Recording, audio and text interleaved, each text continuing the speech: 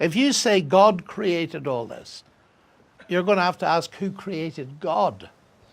And that's nonsense. And it is nonsense, but not in the way he thought. Because if you ask who created God, you're assuming God is created. Well, I don't believe in a created God. We usually call them idols, and we don't need Dawkins to tell us they don't exist.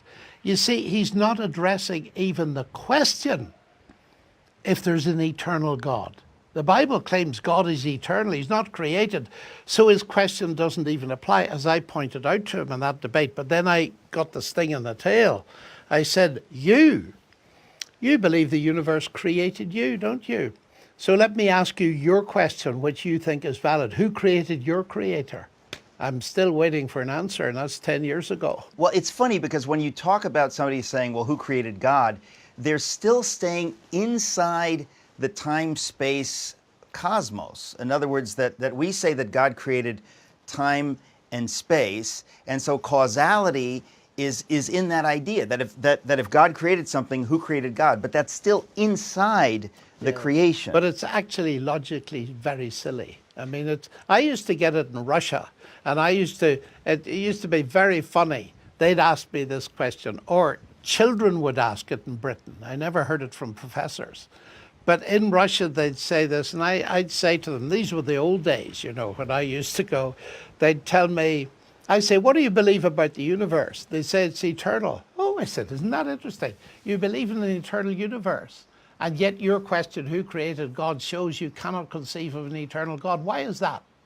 How can you conceive of an eternal universe, not an eternal God? It's just totally inconsistent. I said, your problem is you can't even think there might be an eternal reality that is a person, you see. But it is a very silly objection, and to find it at the heart of his book. But I want to go back to the second main reason. I said Hawking and Dawkins' problem is they're dealing with the wrong concept of God by pitching God against science as an explanation. But now move to the science, and you can very easily see why Dawkins and the rest of them are completely wrong in suggesting God is the same kind of an explanation and therefore in competition with a scientific explanation. Very simple illustration. Why is the water boiling? Well, it's boiling because you've got heat energy from a gas flame being conducted through the bottom of a good Irish copper kettle and agitating the molecules of water. That's why it's boiling. Is it? It's boiling because I want a cup of tea. Now, people snigger at that and so on. Rightly so, because they see I'm being foolish. That the explanation in terms of heat energy, the scientific explanation, doesn't compete with the personal explanation of my desire for a cup of tea. In other words, both are correct. Both are correct. And you do not have to push one away and say this is the correct one. Both are It's as if correct. to say, because I can explain this in terms of heat equations and physics, John Lennox doesn't exist. I mean, that is the level of the argument at the moment. I actually remember in grade school getting this materialistic worldview pushed on us. People would say, a teacher would say, you're made of chemicals, and if I were to reduce those chemicals and sell them, you're worth about $2.86. This is in gone up a bit, in the 70s. anyway. In the 70s, yeah.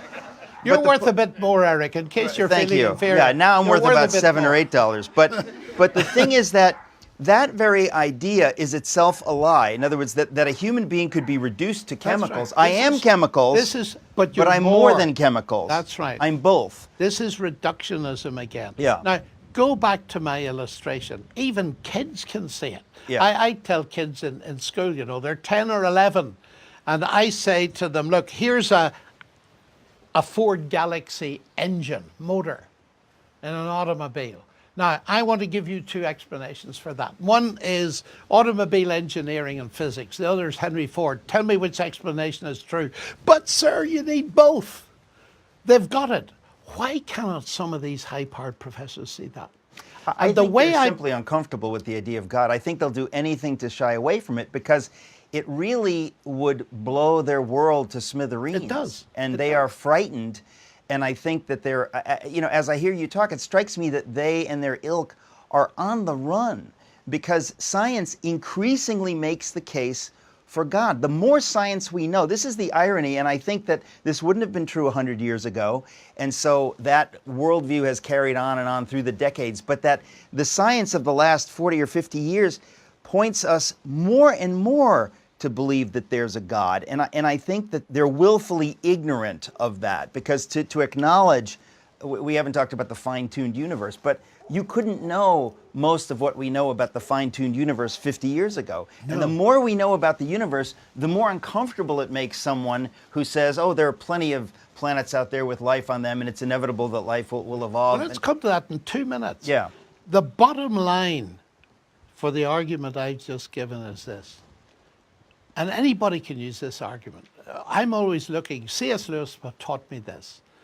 If you can't explain your faith in God in words that people can understand, either you don't believe it or you don't understand it. That's the big slogan in front of my mind. Help people understand. Here's the bottom line. God no more competes with science as explanation of the universe than Henry Ford competes with the law of internal combustion as an explanation for the motor car engine.